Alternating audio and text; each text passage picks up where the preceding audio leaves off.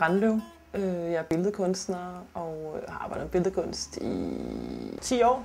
Og er lige flyttet til København efter at have boet 8 år i Berlin og er startet på filmskolen på animationslinjen.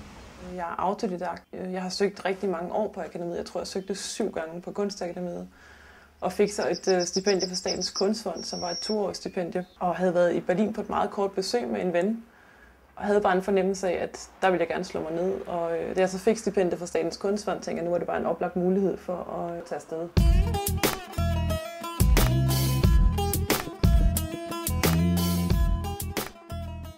Jeg startede faktisk op med i Berlin og havde et helt år på Künstlerhaus, hvor jeg kun arbejdede med balloner og elasticitet. Så helt konkret lavede jeg et værk, der var heliumfyldte balloner, som holdt sådan en enhed op, som var ligesom en kæmpe stor, umulig propelstørrelse, der var lavet i pap.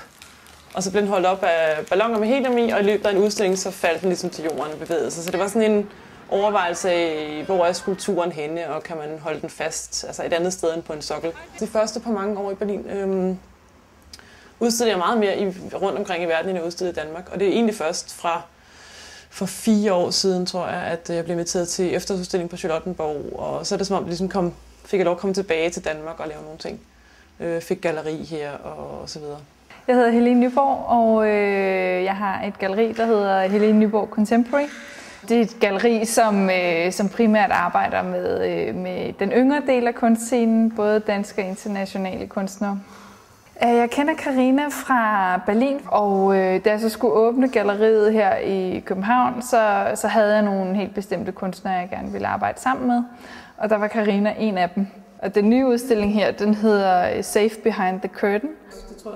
Det tror jeg faktisk også vil være rigtig fint. Og så tror jeg måske virkelig, at vi bare skulle lade de der 2 være. Ja, og så tror jeg, vi skal prøve, for jeg har også noget sted, der jeg får en billede, der hænger over, så skal vi prøve at rykke lidt rundt på det sådan, og så se, hvordan det ser ud. Ja. Okay. Så titlen Safe Behind the Curtain refererer til, at der er mange lag i det, og jeg er lige kommet til Danmark, og med sådan lidt en fordomsfuld billede måske af Danmark, og Dansk Folkeparti, danskeren, og passe på sig selv, og være bange for, hvad der ligesom er udenfor. Så det er i virkeligheden, er det de der lag, de kommer ikke så meget til syne i min udstilling som sådan, men det er helt klart det, der faktisk har inspireret mig til at gå i gang af den vej. Fordi jeg synes, der er noget med, hvorfor gemmer vi os tilbage bag de der gardiner? Og bliver det bare for mig et billede på, at man ligesom har alle de der lag udenpå, for man kan lukke af for omverdenen.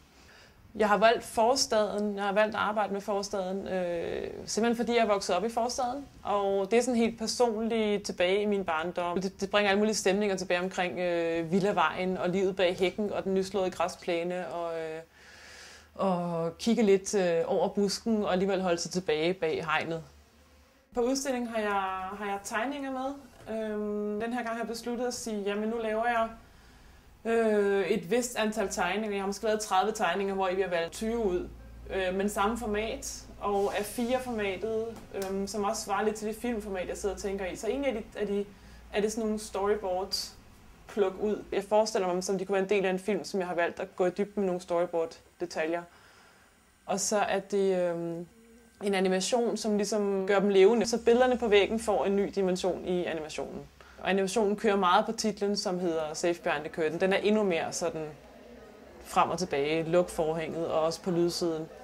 Hamrer barrierer op, hamrer hegn op som en barriere, sådan symboler på barrierebyggelse og skjold og lag udenpå. Jeg tror i det hele taget også, at jeg måske bare har set mig selv som fremmed i Tyskland i virkeligheden alle de år. Jeg har bare fået meget mere det med mig, at jeg er også en fremmed og har set mig selv i bås med det.